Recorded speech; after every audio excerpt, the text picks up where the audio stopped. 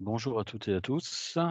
Le troisième webinar 15-15 de Securex démarre et aujourd'hui, je vais vous parler des attentes des managers par rapport à la situation de reprise après un peu plus de 2 mois de confinement. Les managers sont considérés comme, les pierres angulaires de l'entreprise et de sa réussite et ils sont attendus encore plus aujourd'hui, au moment de la reprise, non seulement dans leur rôle au niveau du redémarrage de l'activité, mais également dans leur rôle de manager vis-à-vis de leurs équipes. Des équipes qui ont souffert, des équipes qui ont besoin d'être rassurées. Alors qu'en est-il des managers? N'ont-ils pas eux aussi besoin d'être rassurés et accompagnés? Les managers sont attendus par la direction comme, les clés du renouveau, comme les clés de la réussite.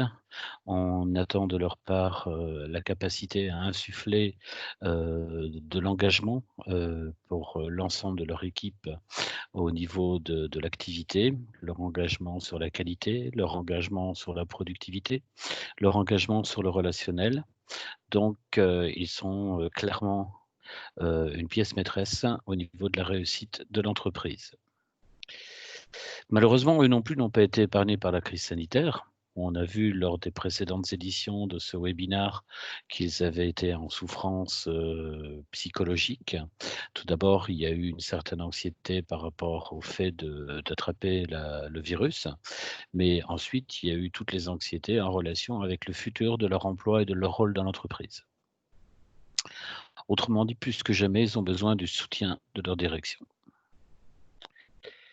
Leur rôle est très varié. Parce qu'aujourd'hui, les managers sont considérés comme les relais de la direction. Les relais de la direction dans le respect des consignes, dans le respect des règles, le relais de la direction également dans, la tâche, et les tâches plutôt à accomplir. Et ils sont en permanence sujets à une critique possible par rapport à leur capacité à être en permanence valeur d'exemple.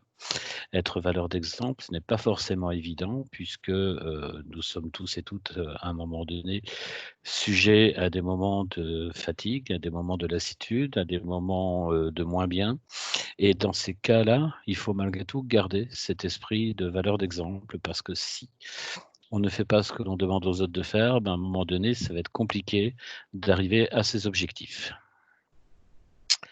Je compare souvent les managers à des chefs d'orchestre. Pourquoi? Ben, tout simplement parce qu'un manager doit être, spécialiste d'un ou 2 instruments, mais il doit également connaître la musique. C'est-à-dire qu'il doit connaître la partition de chacun et qu'il doit faire en sorte que les partitions jouées par l'ensemble des personnes composant son équipe deviennent des véritables symphonies.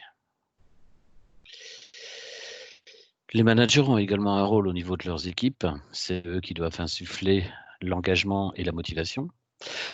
Et pour ce faire, il faut qu'ils restent concentrés sur une tâche importante au niveau relationnel, c'est qu'ils doivent être les premiers défenseurs de leurs équipes. Il est hors de question pour un manager de commencer, lors d'un entretien avec son propre supérieur, de commencer à dire: «Bah, écoutez, je suis désolé, mais c'est l'équipe qui va pas». Non, le manager fait partie de l'équipe. Les résultats sont réalisés par l'équipe et le manager inclus. Autrement dit, lorsqu'il y a un souci face à sa propre hiérarchie, le manager doit être capable de défendre son équipe. Il doit trouver des solutions de manière à mettre en place des ajustements et des axes d'amélioration, mais il doit rester un défenseur de son équipe.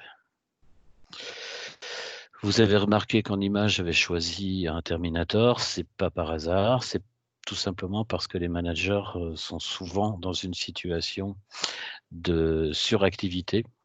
Ils sont souvent dans une situation où, les horaires ne comptent pas et où ils s'impliquent tellement qu'à un moment donné, la fatigue peut intervenir. N'oublions jamais que les managers sont des êtres humains et qu'à partir du moment où la fatigue s'installe, mais il peut y avoir des phénomènes d'hypovigilance, il peut y avoir des phénomènes de sensibilité accrue et que c'est dans ce contexte-là, bien entendu, que si on veut avoir de leur part les résultats attendus, si on veut qu'ils restent les clés de voûte de l'entreprise, ben, il va falloir les soutenir.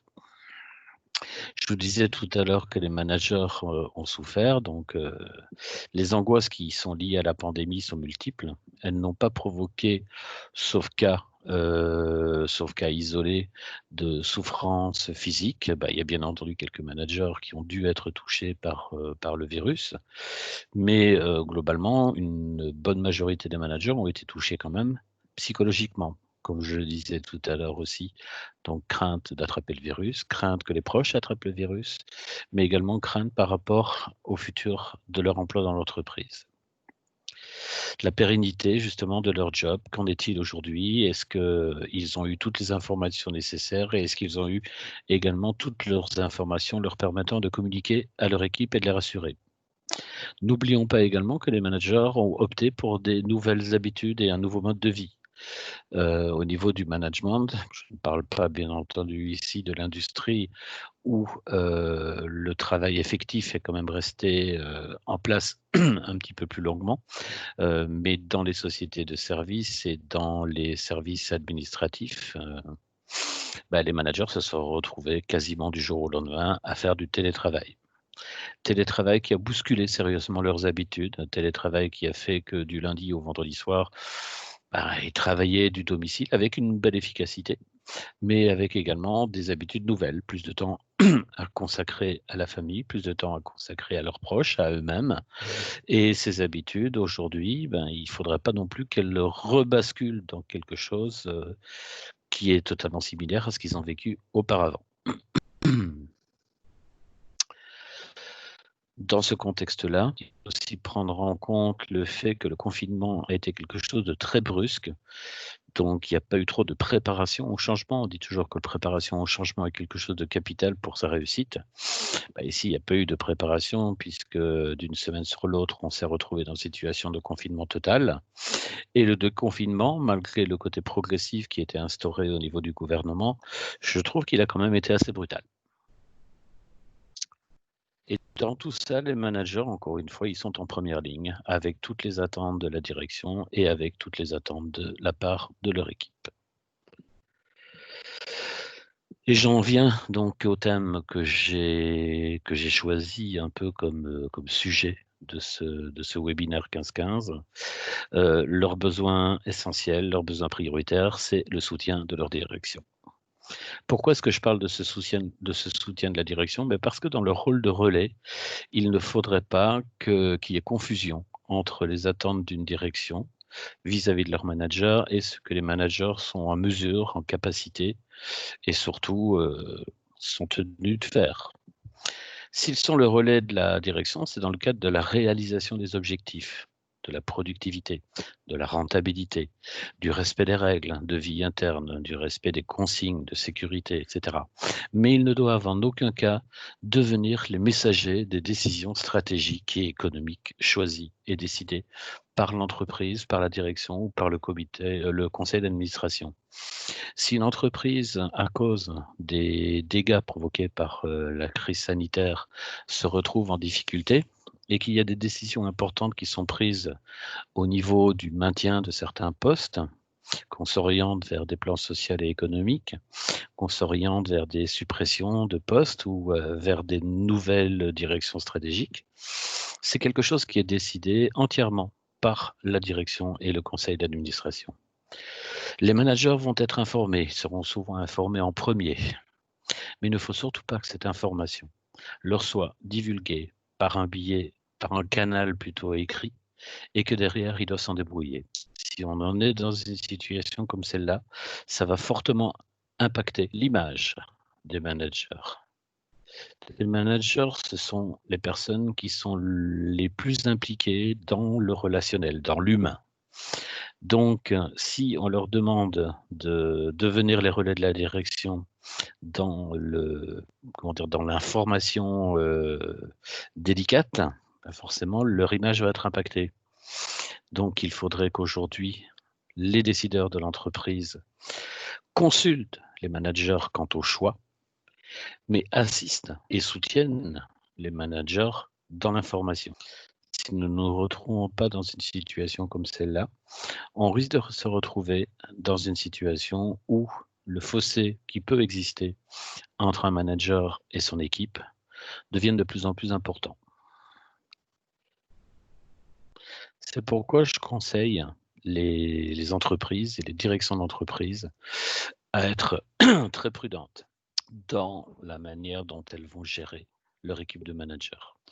Ils sont la pierre angulaire, on peut se reposer sur eux. Ils sont les clés de voûte, il faut qu'ils portent le message, il faut qu'ils portent le discours, il faut qu'ils portent les résultats, la productivité et il faut qu'ils portent également les membres de leur équipe vers un engagement encore plus fort, de manière à passer au-dessus de cette période difficile économiquement parlant. Mais il ne faut pas que les managers deviennent les messagers des mauvaises nouvelles.